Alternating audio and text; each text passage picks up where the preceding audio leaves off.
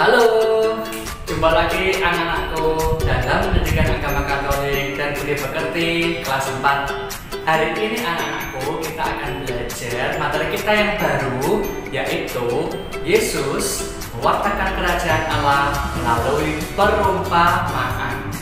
Tujuan kita belajar di hari ini adalah supaya kita semua bisa semakin memahami bahwa semua perumpamaan, semua mukjizat yang dilakukan oleh Yesus itu adalah sebagai perwujudan karya keselamatan Allah bagi manusia. Maka anak-anakku, marilah sebelum kita mulai pembelajaran di hari ini, kita awali belajar kita dengan berdoa. Mari ambil sikap doa yang baik, lipat tangan, tutup mata, marilah kita berdoa. Dalam nama Bapa dan Putra dan Roh Kudus, amin. Bapa yang baik, Yesus Kristus Putramu adalah pemenuhan janjimu kepada kami umat manusia. Semoga dalam pelajaran kali ini kami semakin mampu memahami akan perumpamaan sebagai salah satu cara Yesus mewartakan kerajaan Allah sendiri. Demi Kristus Tuhan kami. Amin. Dalam nama Bapa dan Putra dan Roh Kudus, amin. Bagaimana kabar kalian anak-anakku? Selamat Natal dan selamat Tahun Baru. Semoga semangat Natal dan Tahun Baru yang sudah kita alami kemarin menyemangati kita untuk terus berbuat baik bagi semua orang di sekitar kita. Anak-anak yang terkasih, Bapak punya pertanyaan. Siapa yang tahu kerajaan itu apa?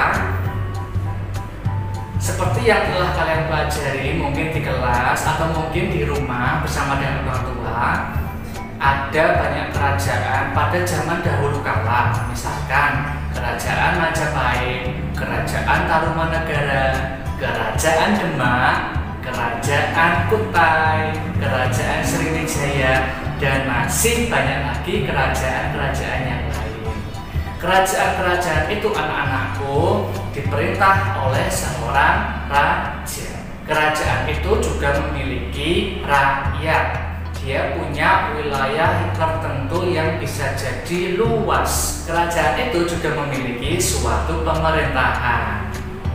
Nah, anak-anakku yang terkasih, Yesus datang ke dunia juga untuk mewartakan kerajaan.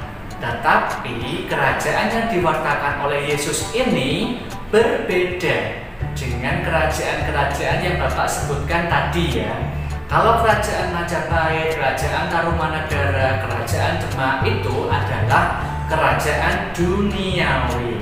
Tetapi yang Yesus wartakan dalam pengajarannya kepada banyak orang ketika Yesus masih hidup adalah kerajaan Allah. Sekarang, apakah yang dimaksud dengan kerajaan Allah itu? Siapa tahu? Kerajaan Allah itu adalah kerajaan damai, kerajaan sejahtera, kerajaan sukacita, kerajaan yang penuh dengan keadilan, kerajaan yang penuh kasih. Di dalam kerajaan Allah ini, Allah sendirilah yang meraja.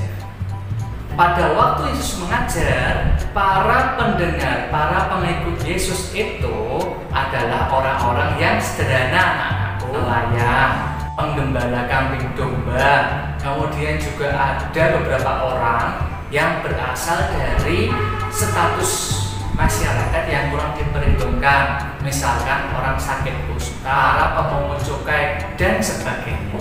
Maka supaya pengajaran Yesus tentang kerajaan Allah itu mudah dipahami oleh para pendengar dan pengikut Yesus, Yesus menggunakan salah satu cara, yaitu menyampaikan beberapa cerita-cerita yang singkat untuk menggambarkan apa itu kerajaan Allah dan bagaimanakah kerajaan Allah itu.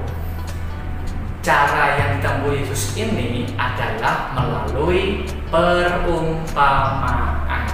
Jadi nanti kalau kita membaca kitab suci, kita akan menjumpai banyak sekali cerita yang dibuat oleh Yesus sendiri dalam pengajarannya yang mengumpamakan kerajaan Allah sebagai atau seperti sesuatu. Bisa kita ambil contoh anak-anakku, misalkan satu, dalam Injil Matius bab 13 ayat 1 sampai dengan 13 bisa kita temukan adanya perumpamaan tentang seorang penabur.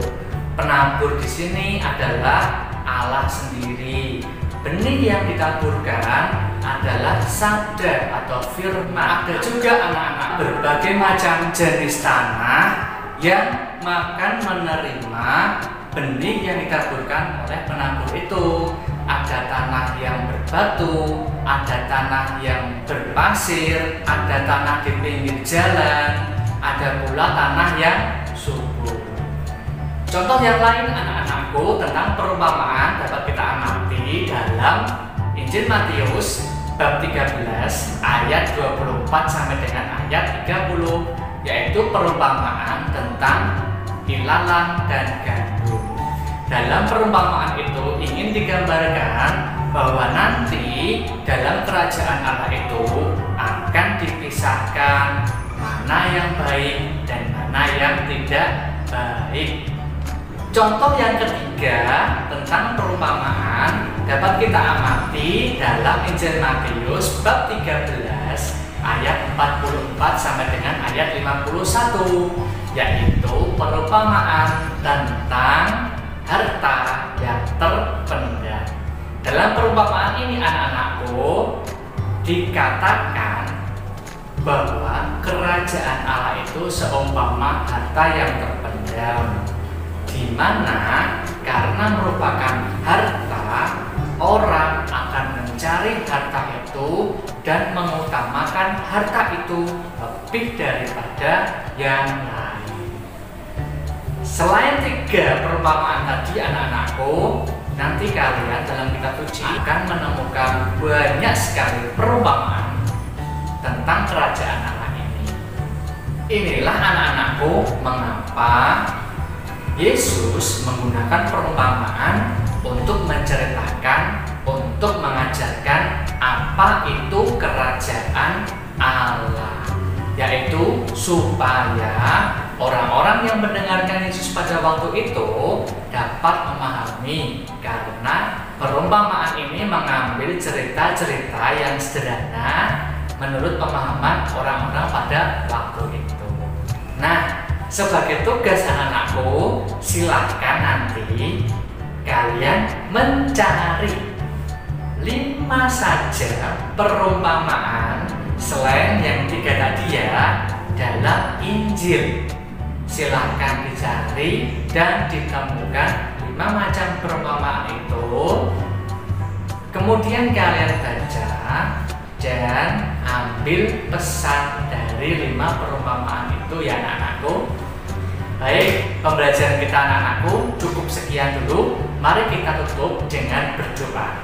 Ambil sikap doa yang baik, lipat tangan, tutup mata. Marilah kita berdoa. Dalam nama Bapa dan Putra dan Roh Kudus. Amin. Allah yang Maha Baik, terima kasih atas banyak perumpamaan tentang kerajaan Allah yang telah Kau wartakan kepada kami. Bukalah hati kami sehingga kami dapat mewujudkan kerajaan Allah dalam kehidupan sehari-hari. Demi Kristus Tuhan kami. Amin. Dalam nama Bapa dan Putra dan Roh Kudus. Amin. Sampai jumpa anak-anakku yang terkasih dalam Kristus. Tetap semangat, tetap jaga kesehatan dan berkah